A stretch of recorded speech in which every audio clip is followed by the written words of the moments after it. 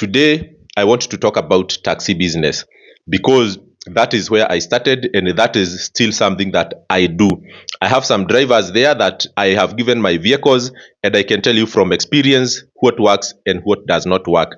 Also, at some point between 2021 and 2022 and 2023, I used to drive taxi, Uber, Bolt on part-time basis. So I know a lot of things when I speak about this industry. So it would be important for you to listen to me very seriously and take some of the advice that I give you. So today, I want to tell you one thing, that the rise and fall of a taxi investment lies on the driver that you give your vehicle. If you are planning to get into this business, remember that your success will be pegged on the type of driver you will have.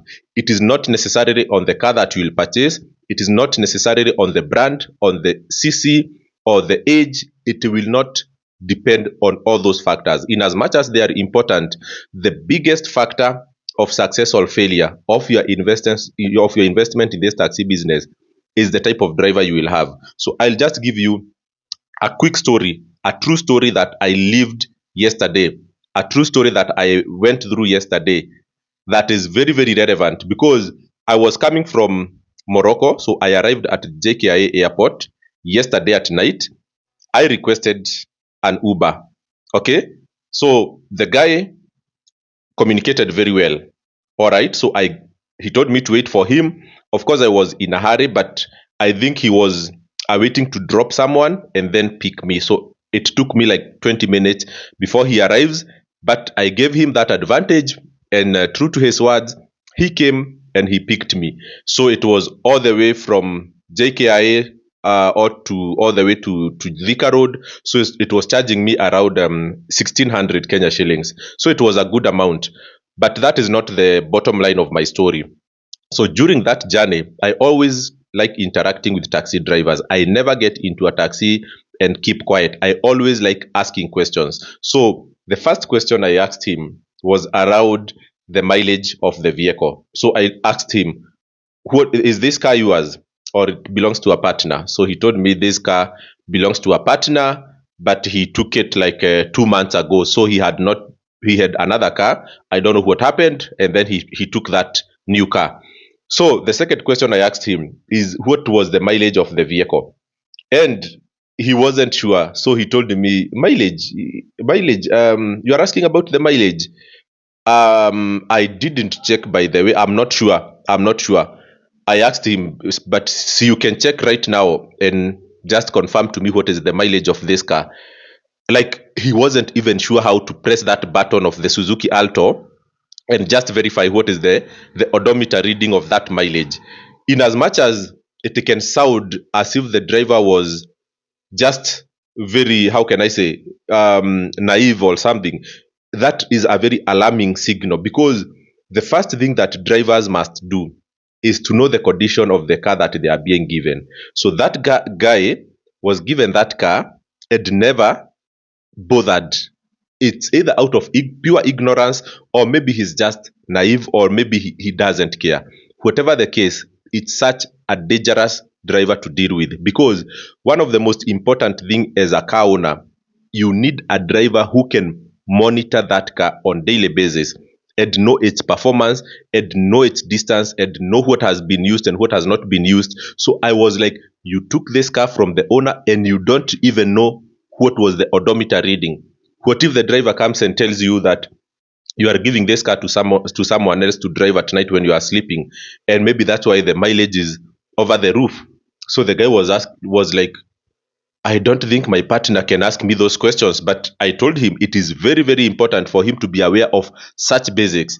The second thing that I asked him was, what is the fuel consumption of that car? Because those are some of the basic things or the most fundamental things that a driver must be aware on daily basis. You don't need to just know when you are taking the car or from the Google search, because you can Google search on what is the fuel consumption of a Suzuki Alto. It's very easy.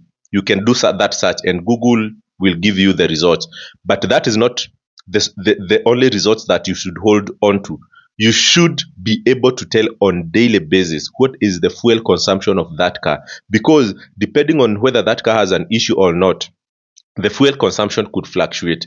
And those two things, I can tell you, were alarming enough for me to take that car if I were the partner for that driver. To be honest, me, I want a driver who is fully engaged, a driver who is with me all through the journey of that vehicle, a driver who doesn't know the mileage of that car, and what if he leaves that car at home and maybe drops the key at home, maybe he goes to church, and maybe the wife comes and takes the car and drives it, or the wife gives the car to someone else and it is driven 1,000 kilometers, and the owner or the driver who is the custodian of the car did not even know what was the initial mileage of the car. What if that car has burnt the ignition coils or the spark plugs? How will you detect that the fuel consumption has started to increase if you are not monitoring it? Forget forget about it when it comes to the driver. It is even worse when it comes to the car owner, because the driver should pick these signals at the earliest opportunity possible and tell you as the car owner, so that you can know the next course of action. So for me, in as much as that driver was very polite, in as much as he was very kind to me and very open to a very mature conversation, he was a very good driver all the way from the airport to my house. But I can tell you, he's not the right guy for that job, at least for now. He can undergo a training, he can watch my videos and improve, but I would tell you for free, that is a guy I cannot give my car. And for you guys out there who are planning to buy vehicles, know that these vehicles, they are sustained in good condition over a long period of time when you monitor them closely and you know what is happening to every small change.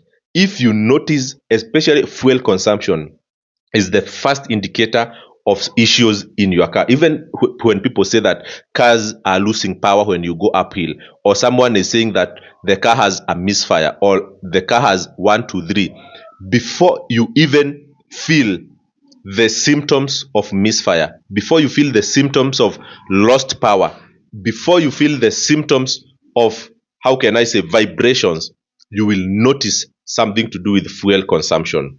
That is always for sure. And that's why my mechanic always asks me, is there a change in fuel consumption? Because a car that loses power uphill will tend to consume more power to deliver the same results. Yeah, so that is my message for you today.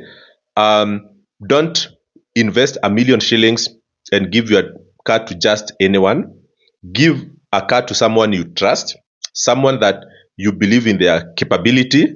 And if you want questions that you can ask your driver around the qualification, so that you are confident that you are giving the car to a qualified driver, I can always volunteer to support you with this.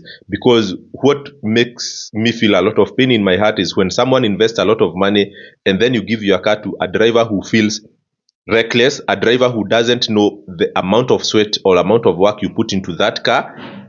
A lot of them actually just think that they are making money for you when they send you 1,000 shilling or 1,500 shillings every day. These drivers are not aware of the pain you went through to make that 1 million for your capital or for your initial investment, and that you should not go through it. People who have hacked the taxi business are really enjoying. I know a guy who has 21 cars. I know another guy who has 15 vehicles. They are really enjoying good time. But there are a few people who don't take care of their cars, who don't take time to know their drivers. And drivers also, some of them don't take time to know their partners. They will tell you a different story altogether. So, guys, cheers, and I hope you have learned a thing or two. Always, my number is there. If you want to learn something about taxi business or car importation, I'm always your plug. Cheers, and see you in my next one.